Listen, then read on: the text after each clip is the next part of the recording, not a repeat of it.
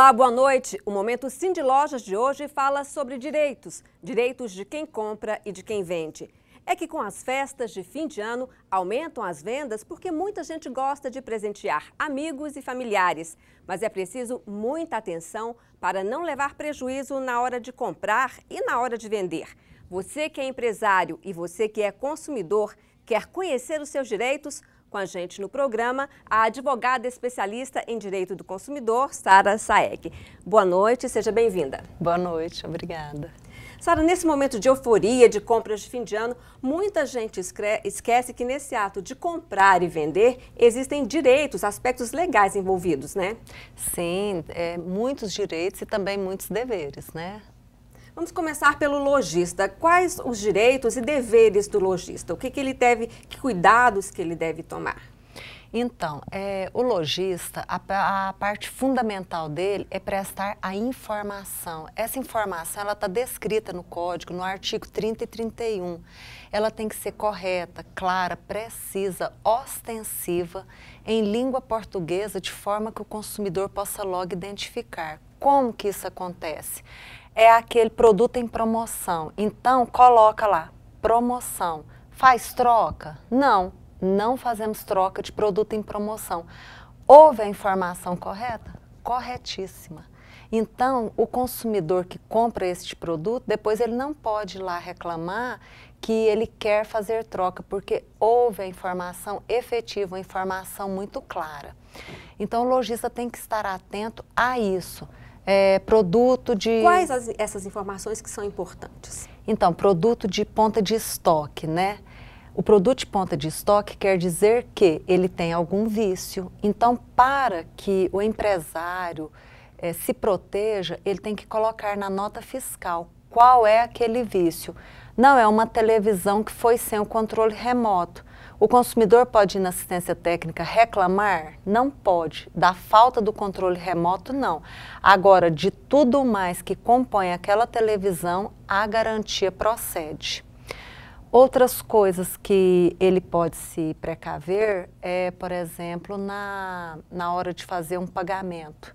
Se ele não aceita cheque, coloque claramente, não aceitamos pagamento em cheque.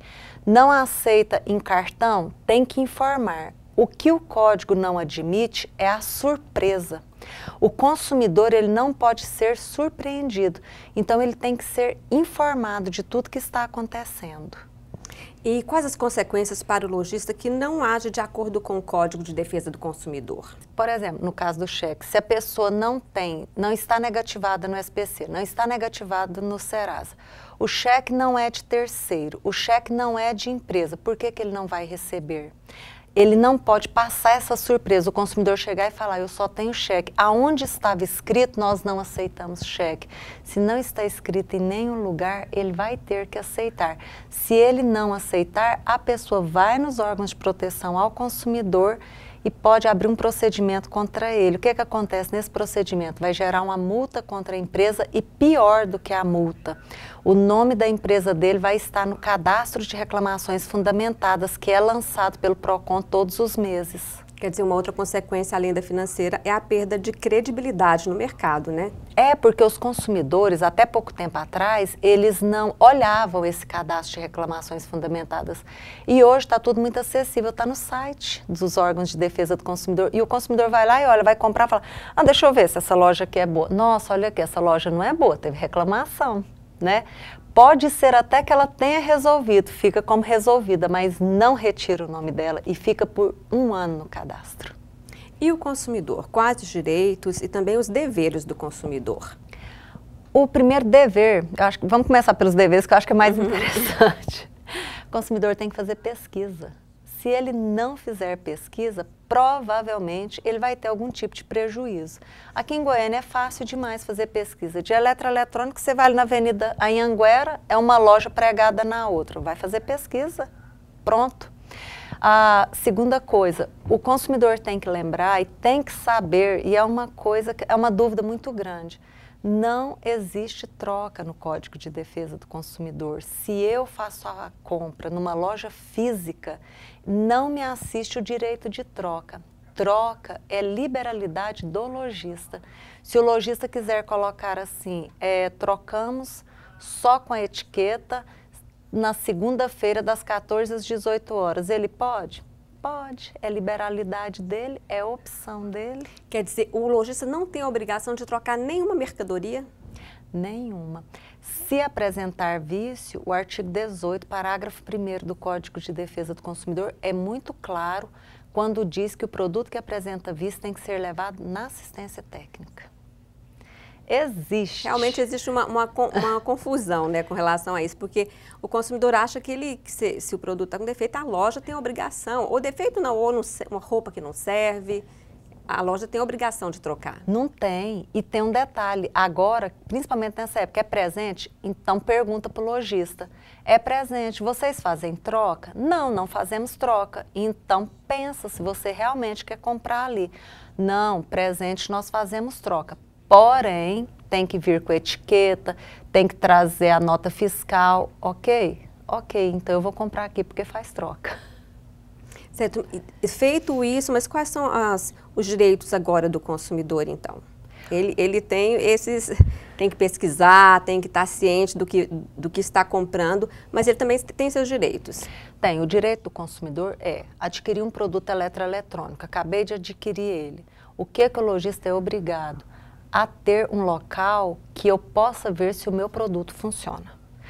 Nesse caso, se não funcionar ali naquele momento, aí é obrigado a trocar o produto, porque eu estou dentro da loja, eu não saí ainda de lá.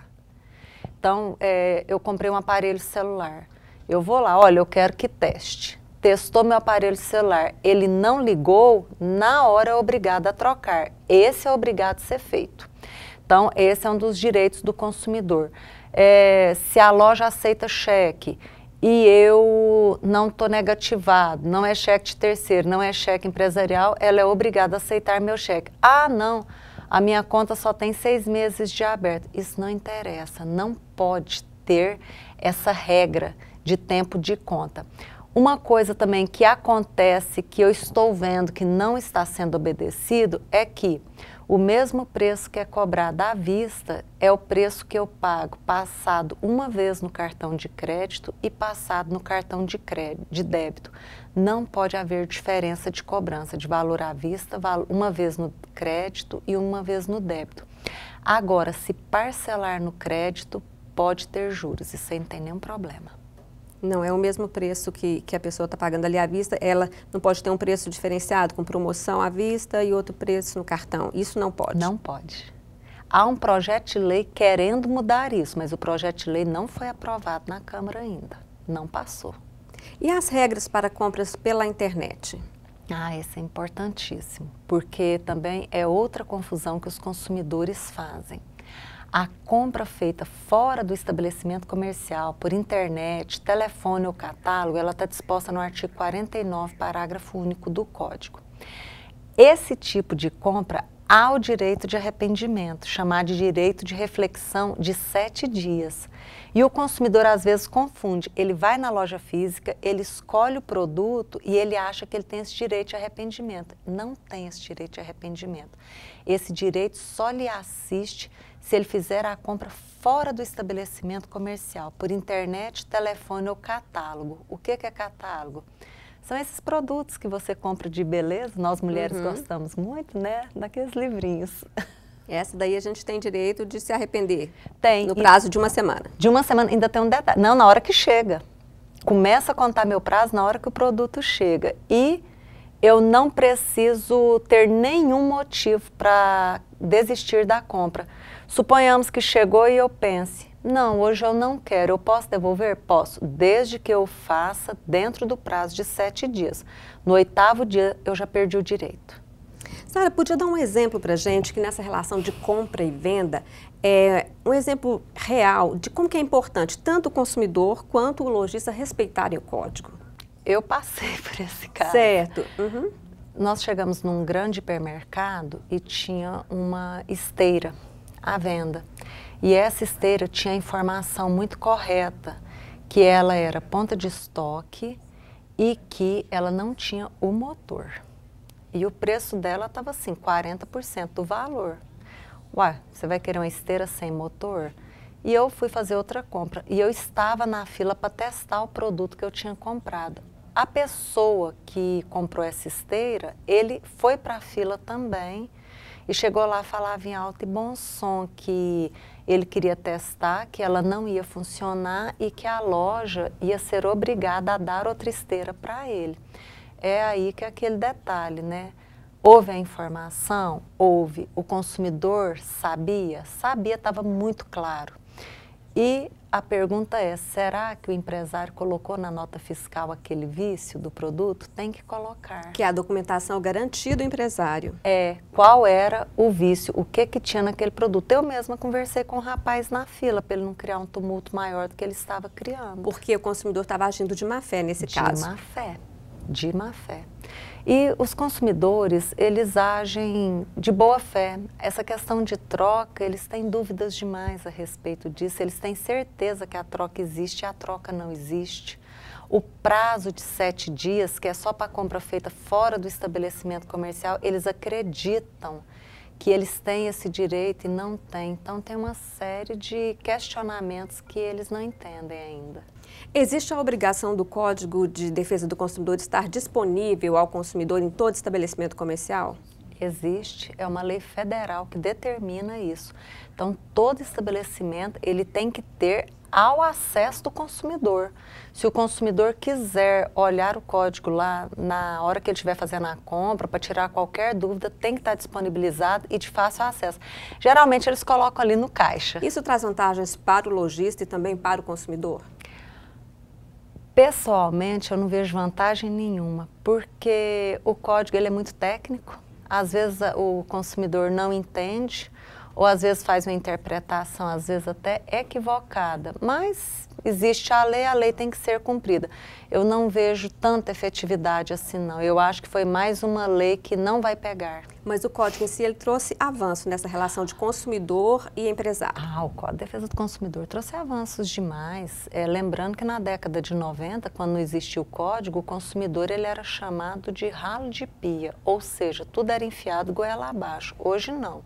Hoje o consumidor é esclarecido, ele sabe dos seus direitos e os fornecedores também, porque hoje o fornecedor que está no mercado de consumo é aquele fornecedor que entendeu que ou respeita o disposto no código ou ele vai estar fadado ao insucesso.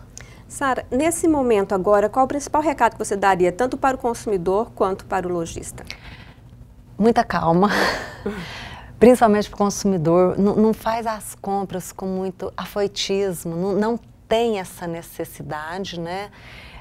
Pense, faça reflexões sobre as suas compras. Para o fornecedor, tome muito cuidado, coloque o preço, seu produto está na vitrine, você não é obrigado a expor seu produto, mas a partir do momento que você expõe, coloque o preço, porque se chegar uma fiscalização, você vai ser multado. Faça toda a informação muito clara, muito correta. Eu garanto que se eles fizerem essa informação, não vai ter prejuízo de nenhum dos lados, e muito menos processos administrativos. Tá certo, muito obrigada pela sua presença aqui no Momento Sim de Lojas. Eu que agradeço. Nós vamos para um rápido intervalo e no próximo bloco voltamos falando sobre como organizar as finanças para o ano que vem, tanto na sua casa quanto na sua empresa. Já, fique conosco.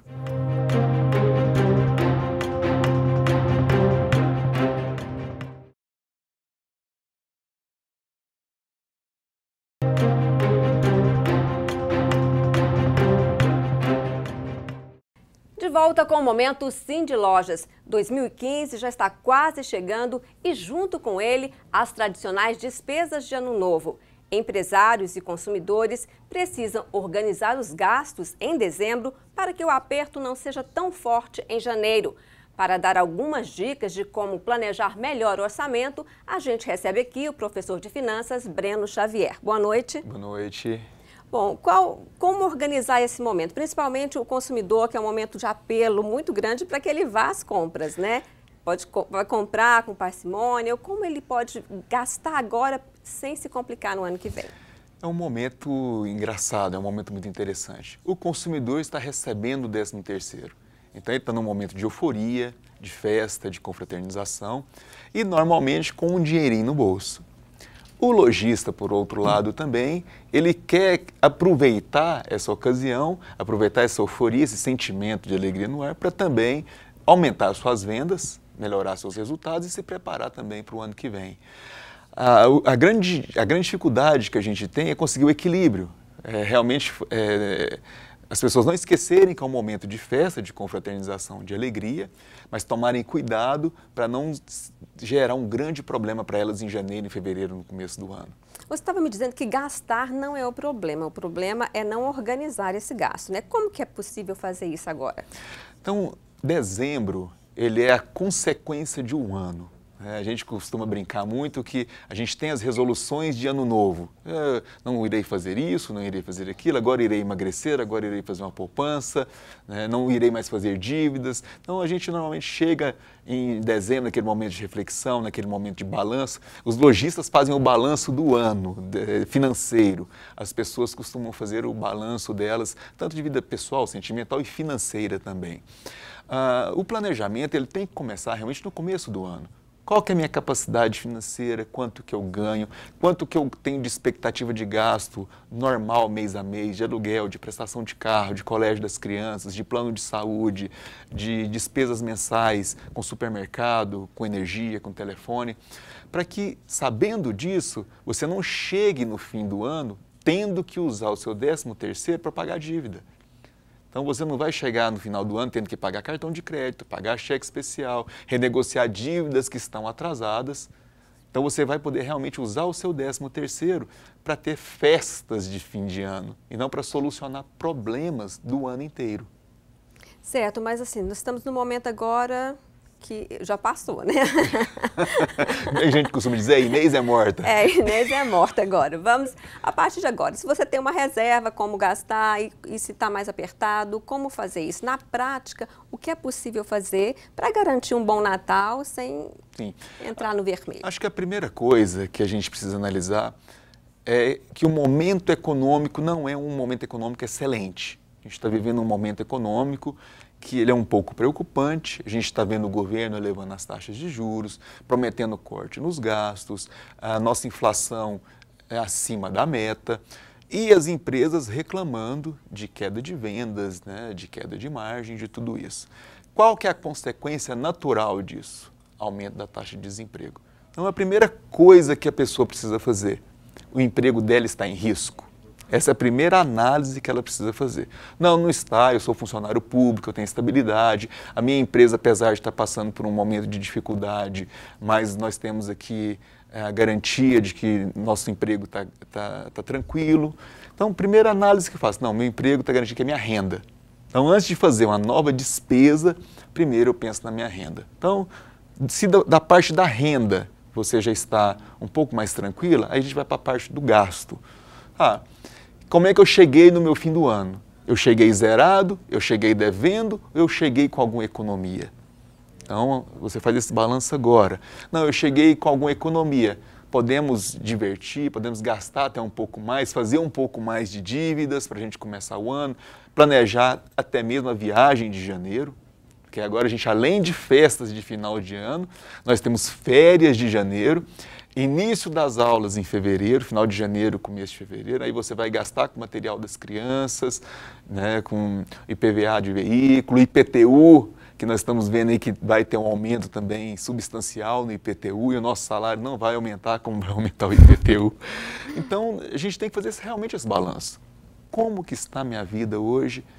O que eu devo? O que eu não devo? Quais são aquelas dívidas que não tem como eu correr? Prestação de carro, prestação de casa, plano de saúde, aluguel. Então, realmente, é pesar isso na balança nesse momento. E do outro lado está o empresário, o lojista, como que ele deve se organizar? Agora é o momento dele fazer caixa, né, para enfrentar o início do ano. Sim, porque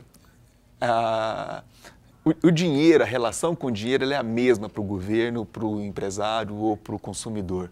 Né? O empresário, o lojista, ele tem o faturamento no decorrer do mês, aquela soma de despesas que ele tem de salários, de impostos, de energia, de telefone, do custo dos produtos que ele vende, para ele no final do mês ele apurar o resultado. E normalmente, lógico, e não é para todos os segmentos, mas para a maioria dos segmentos, janeiro é um mês mais fraco. As pessoas viajam, então os restaurantes estão mais vazios, as lojas, muita gente gastou em dezembro, então as lojas não vão ter mais aquele movimento de vendas que elas tiveram. Fevereiro já vem o carnaval, então a renda do consumidor normalmente ela não varia muito, principalmente do assalariado. Então ele teve esse gasto em dezembro, teve o gasto de viajar em janeiro, tem um gasto das festas de fevereiro, isso acaba impactando lá no comerciante, no empresário. Então ele tem que manter essa reserva, essa expectativa que ele tem agora de ganho um pouco maior no final do ano, com as vendas de final de ano, para conseguir atravessar esse mês de janeiro e fevereiro. Na prática, o que ele deve fazer? Um exemplo aí para gente. Sempre se preocupar, a gente vê muitos lojistas fazendo isso, contratando temporário em outubro para poder atender a demanda das vendas até dezembro. Então, normalmente ele chega em janeiro, ele corta um pouco os custos, esse temporário, ele faz o desligamento da empresa, ele já reservou uma parte da reserva das vendas dele para ele atravessar um resultado pior em janeiro e em fevereiro. Normalmente ele faz algumas liquidações de janeiro, que o pessoal chama aí, né, o resto do estoque do Natal. A gente sabe que muitas vezes não é isso, mas é uma maneira que ele tem de continuar atraindo os clientes para a loja, para tentar gerar ali uma venda, um giro dos produtos dele. Então, normalmente, o que a maioria dos lojistas fazem é isso, é gerar uma promoção em janeiro, em fevereiro, para tentar atrair esse cliente que ainda, como é que tá, a gente diria, está na ressaca das festas, para tentar não perder tanto na venda dele naquele período. Eu acho que são duas palavras básicas pelo que você está falando, que é a organização, o planejamento e a criatividade. Eu acho que o mais... Duas não, três, são né? três palavras, mas... Ou até mais. Aí a gente vê realmente a importância disso que você está falando. É interessante a gente ver que muita gente é muito criativo, mas não se planeja muito. Então, o que a gente nota é que quando chega agora em janeiro, em fevereiro, você tem muitas promoções, né? Você tem muitos comerciais, muitos apelos, mas o lojista sempre reclamando. Nossa, mas está muito apertado, esse mês é muito ruim. Mas muitas vezes é porque ele, às vezes, não se programou. Ele não planejou. Peraí, eu sei que janeiro é ruim, eu sei que fevereiro é ruim. Então, eu preciso guardar aqui um pouco dos meses melhores de venda, no mês das mães, no mês dos pais, no mês das crianças, no mês de fim de ano, para que eu possa agora atravessar mais tranquilamente esse período. Então, o que a gente nota ainda, falta um pouco de profissionalismo para os lojistas, para esse planejamento, que tem essa sazonalidade. Então, ele tem esse planejamento. Esse planejamento ele pode ser feito pela equipe mesmo ali, ou ele tem que contratar alguém para ajudá-lo a organizar? Isso depende do porte da empresa. Normalmente, empresas pequenas, lojas, pequenos empresários, eles acabam eles mesmos fazendo esse planejamento. Então, a gente nota que quem já está no mercado há mais tempo, ele já se acostumou a ter esse comportamento. Então, ele sabe que ele precisa se organizar agora, novembro, dezembro, porque janeiro e fevereiro são meses mais fracos de venda. Então, ele já consegue ter esse jogo de cintura, vamos assim dizer. E, lógico, igual você falou, que eu acho que é fundamental, a criatividade. Ele vai ter que criar promoções, vai ter que criar atrativos para chamar esse cliente que está totalmente arredio, né, que ou está viajando, ou já gastou muito em dezembro, está preocupado, tem que pagar colégio das crianças, fazer compra de material escolar, tem que pagar IPTU e ele realmente essa vai criatividade estar preocupado. também tem que ser planejada, tem que fazer parte do cronograma, né, para o período. Para você ter uma ideia de tanto que isso é bacana, eu tive uma aluna que o trabalho dela de conclusão de curso foi ela criar um cronograma anual de eventos de uma loja. Então, durante todo o ano, ela já tinha um orçamento, então ela trabalhava, falou, olha, eu terei R$5.000 por mês, 10 mil, 15 mil, então ela já tinha um orçamento. Dentro desse orçamento, ela já trabalhava as ações. Então, esse é um mês de férias, esse é um mês de carnaval, março é o mês da mulher, abril é o descobrimento do Brasil, maio é o mês das mães, junho é o mês dos namorados, julho é o mês da Araguaia, agosto é o mês das mães, setembro é o descobrimento do Brasil, outubro é das crianças, novembro já preparando para o espírito de Natal. Então, você vê que o trabalho que ela fez, eu guardei até o cronograma, mês a mês, das principais datas. E ela já fazia, eu vou trabalhar quais ações de marketing, eu vou trabalhar jornal, revista, mídia televisiva, Dependendo rádio. do retorno, ela trabalhava de uma forma para ter um retorno maior ou menor também, né? Exatamente. Então ela já fazia a programação ali no começo do mês, no final do mês, no meio do mês, associando campanhas. Então, vou fazer a campanha do mês da mulher. Isso é uma dica excelente para as lojas, né? Quando você faz o planejamento, você não fica, né, perdido. O que eu vou fazer? Você já está planejado, você já tem um rumo. Você pode até corrigir esse rumo, mas você já sabe. Eu lembro que uma ideia muito interessante que ela deu à época era que no mês das mães, por exemplo, trabalhar com ação social. Então, ela não trabalharia só com presente das mães, mas pensar também, poxa, quantas crianças estão sem mãe? Quantas pessoas estão sem mãe? Quantas pessoas podem ter agora uma ação social bacana da sua loja se destacar das outras? E qual seria a saída agora para aquele lojista que está com a vida bagunçada, ou o consumidor também que gastou demais, ou comprou um estoque muito grande? Como que faz agora?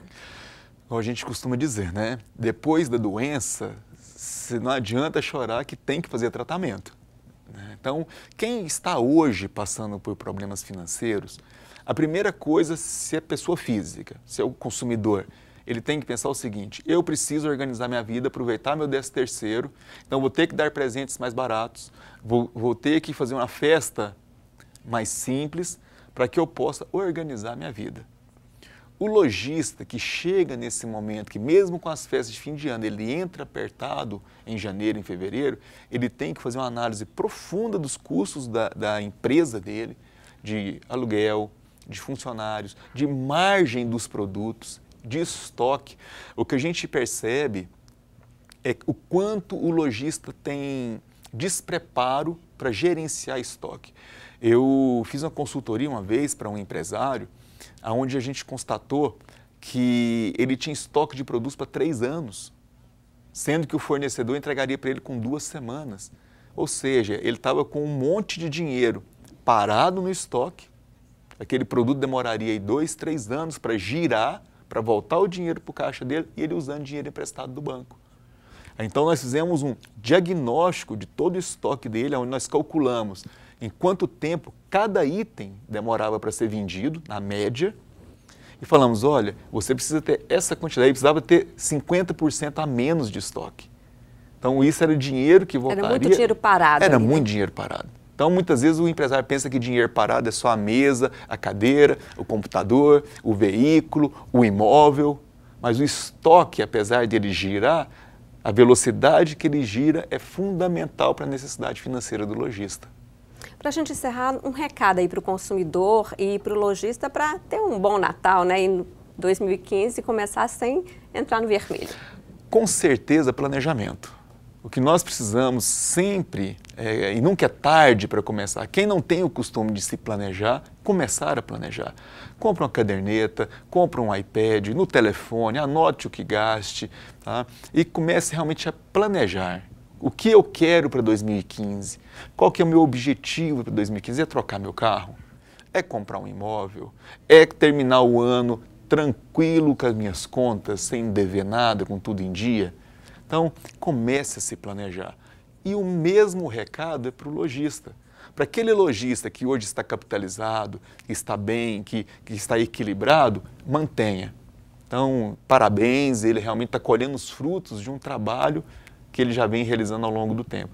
Para aquele empresário que está desanimado, que está reclamando, que o ano está difícil, que a situação é muito difícil, é criatividade. Criatividade e planejamento. Então, quais são as ações que eu não fiz esse ano, que eu poderia ter feito? Quais foram os melhores meses de venda do meu negócio? Por que foi esse mês? Nos meses ruins, o que eu deixei de fazer que eu poderia ter feito?